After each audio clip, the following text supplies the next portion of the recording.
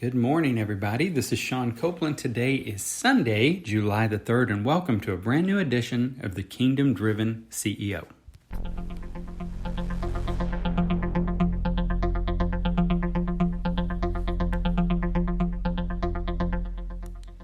Today on the Kingdom Driven CEO, we are going to talk about Happy Dependence Day. Now, tomorrow, as you well know, July the 4th is Independence Day here in America. We celebrate our dependence from Great Britain, and there is no doubt that we live in the greatest country in the world.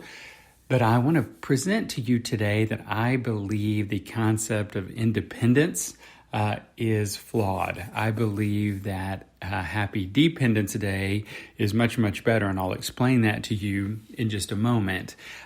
Speaking of dependence, probably the greatest supporter of my life is my mother, Sally McCormick, and she turns, well, I'm not going to say what she turns. Her birthday is today. She is absolutely precious. Love her so, so much. And so happy birthday, Mama. I love you. And with that, we're going to jump in. First of all, I was speaking at a conference, if you will, at Oral Roberts University here in Tulsa this week. And the thing that made me think about this topic is I was speaking to a group of Korean business leaders who are over here from Seoul, South Korea. And they were asking me, what is the number one thing that I have learned in my journey as we've grown our bank from 70 million to $1.2 billion? What have I learned along the way? And I told them that the number one thing I learned is that it's all about the team.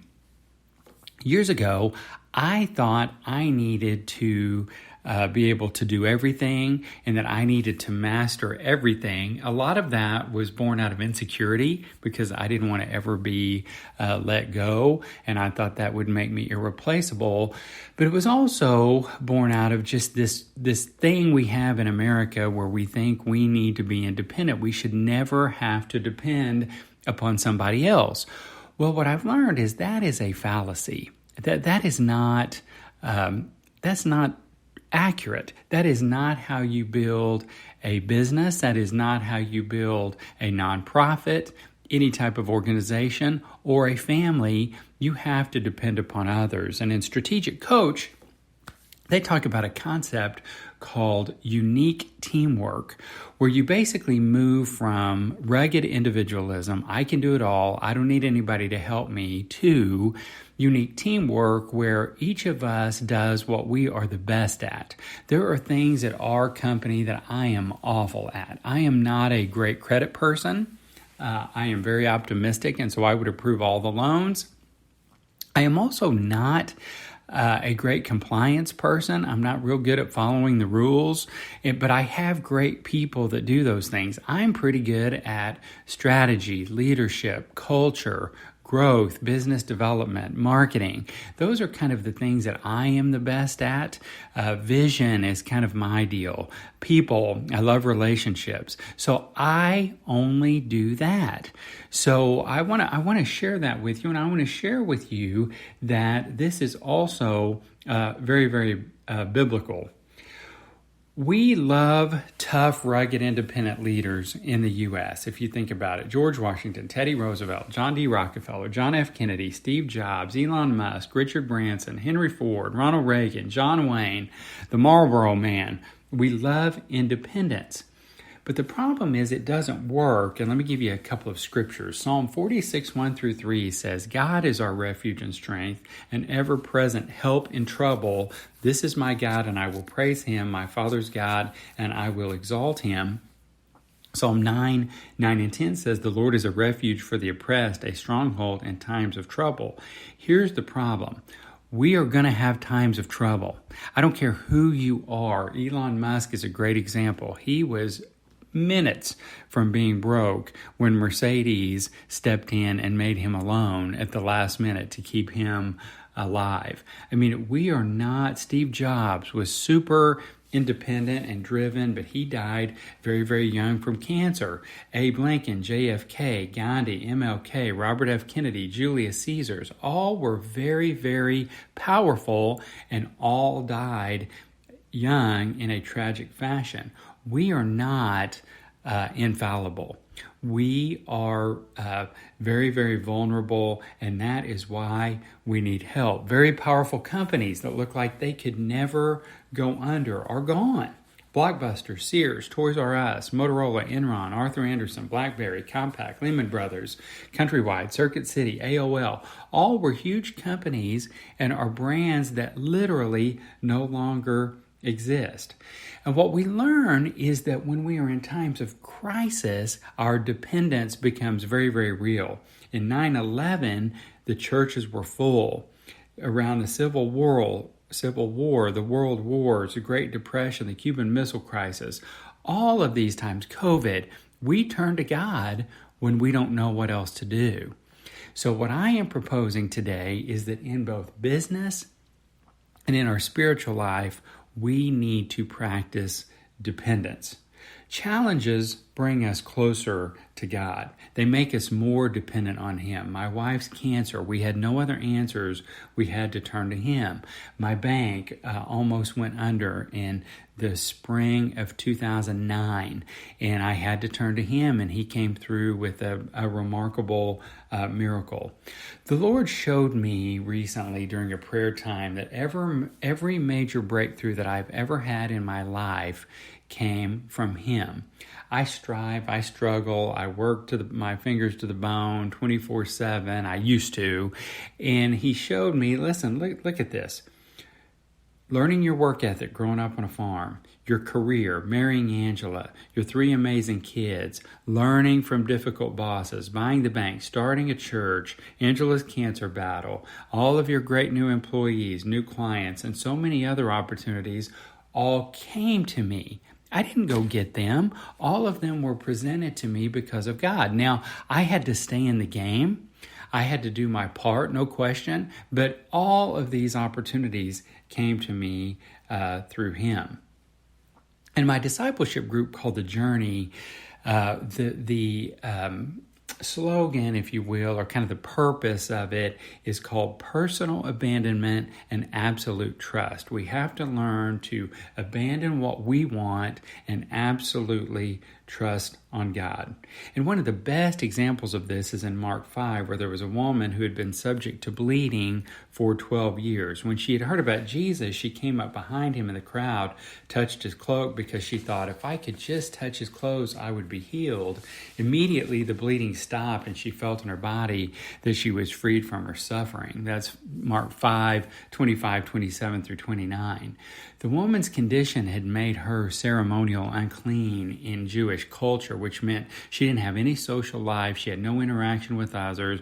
She spent all of her money trying to get well, and she had to be so lonely and desperate. And then one day she hears about Christ and talk about placing your dependence upon somebody else. She knew she couldn't talk to Him. She just pushed her way through that crowd just to touch the garment of His robe, the hem of His robe. When you think about this, she had to do her part and push her way through the crowd. No question about that. But she knew that the answer to her problem lied with Jesus. Jesus even did this. He said, "My Father is always at work to this very day, and I too am working." That is why He watches what the Father does. He told the Jews, He said, I tell you the truth, the Son can do nothing by Himself. He can only do what He sees His Father doing, because whatever the Father does, the Son also does. For the Father loves the Son and shows Him all He does. He absolutely became dependent upon God and just followed Him day by day, and He changed the world. Now I'm going to close and tell you a story from a friend of mine by the name of Tom. Because a lot of time, I think there's a pattern. I think a lot of times God will take us down to the bottom to bring us back up and give us a powerful life and a lot of influence. So Tom is a friend of mine from Durant, Oklahoma. I was visiting with him about a business opportunity. He had heard about our daily devotional that I do every day, and I gave him the number, and he has started calling in. But he said, I feel like God is supposed to that God is telling me I'm supposed to share this story with you. And so he said he was super blessed. He was a church elder and founder. Everybody came to him for advice. He had great financial blessings, much like my life has been. But he said he ran into a series of negative financial events. He just, a number of things, bad partner died, just some things happened that he couldn't control. But he ended up really, really struggling financially. He said he thought that it was Satan attacking him, but as he began to pray, he thought, and maybe that is not the case. But he was so far down, he couldn't pay his bills. He couldn't even feed his family. It was really, really bad. He ended up without a job because his partners reneged on their financial commitments to him. And one day he was in church and he was leaving, and he was still keeping up this premise that he had all the answers and knew everything to do, and everything was okay, which a lot of us do, put on the mask when things are not going well.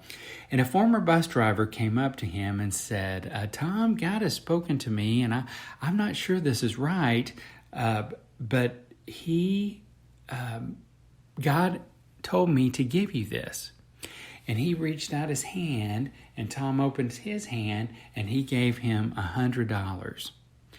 And initially he thought, it's come to this, God, that you're providing for me through a local bus driver, former bus driver at that, retired bus driver. But he said as he got home, he began to pray, and he just was humbled. He said, God told him, listen, I can provide for you in any way. This isn't about you. I need you to surrender to me. So he did, and all of a sudden his life began to drastically turn around. And today he's in a position that is much, much greater than what he ever expected. He calls this walking with a limp. He said that like Jacob wrestled with God and lost, we have to give up control and surrender. And he said, and I have too, he said he's heard 75 similar stories over the years, and my story is exactly the same way. When we surrender, God can use us. It's not just financial. It's for healing. It's for addiction. It is if we're having issues with our children. When we depend upon God, we can change the world. So happy Dependence Day to all of you. I hope you have a wonderful day tomorrow celebrating our amazing country and its independence. But let's remember that true peace and significance are only achieved when we completely depend upon God. Thank you so much for joining me for this episode of The Kingdom Driven CEO, and we'll look forward to talking with you next week. Thank you.